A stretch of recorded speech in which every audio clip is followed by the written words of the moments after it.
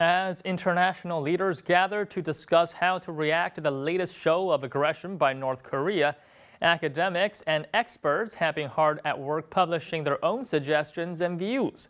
Recently, Ted Carpenter, a senior fellow for defense and foreign policy at the Cato Institute, published a provocative article in the Washington Post. The article called for the U.S. to learn to live with a nuclear North Korea. Carpenter argues that years of threats and sanctions have done little to deter North Korea's nuclear ambitions. A 1994 agreement between Washington and Pyongyang to freeze the country's plutonium program only led North Korea to shift to an uranium-based nuclear program. Now, Carpenter suggests that the time has come for a new approach. The only thing more dangerous than a nuclear North Korea, he says, is a nuclear North Korea that has no productive relationship with the U.S.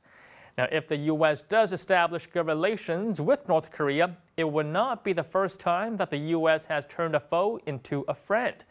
Nixon's visit to China in the 1970s began a decade-long thaw in U.S.-China relations. In the mid-1990s, the Clinton administration ended decades of hostility towards Vietnam.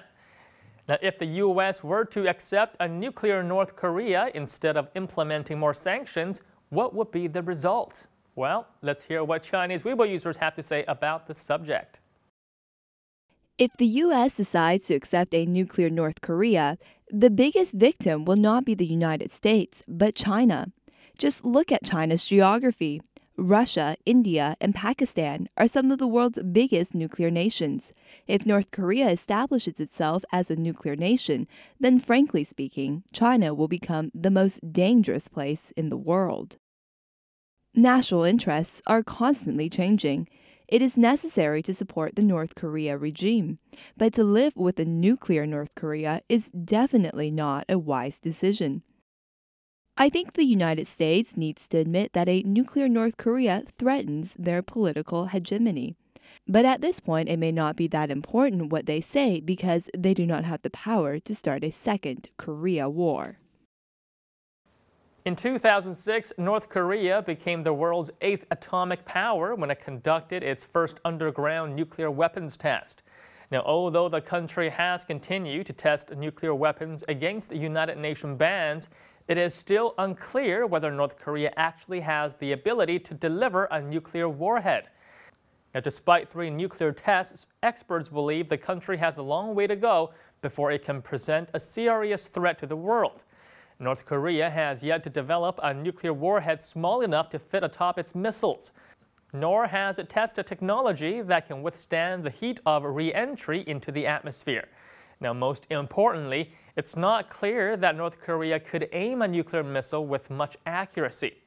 The world's other nuclear nations have thousands of sophisticated warheads and anti-ballistic missiles. North Korea knows that its modest nuclear program does not stand a chance if the rest of the world were to band together. But what is the world supposed to do when dealing with rogue states such as North Korea? Well, here are some suggestions from Chinese Weibo users. The United States should persuade China to lead nuclear non-proliferation efforts.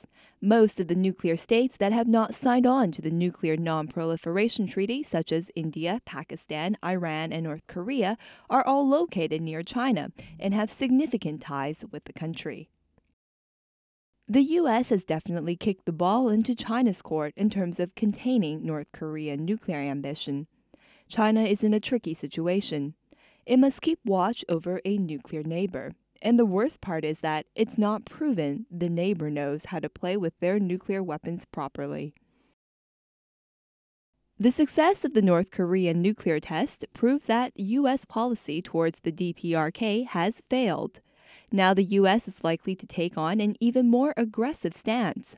One can imagine that the United States will put greater emphasis on its strategic deployments in the Asia-Pacific area. Increased instability in the Asia-Pacific region also poses a threat to China. Thus, China must evaluate political correctness and national interests in equal measure when determining future policies. After North Korea conducted its most recent nuclear test despite warnings from Beijing, there has been an increasing debate over whether China should rethink its strategy towards its neighbor. Now, China is North Korea's most important trade partner. Most of North Korea's electricity is sourced from China. And recent reports indicate that China is likely to go along with the new and harsher sanctions imposed on the DPRK by the international community. Now, a targeted attack on the country, however, is out of the question, as chaos in North Korea is in no one's best interest.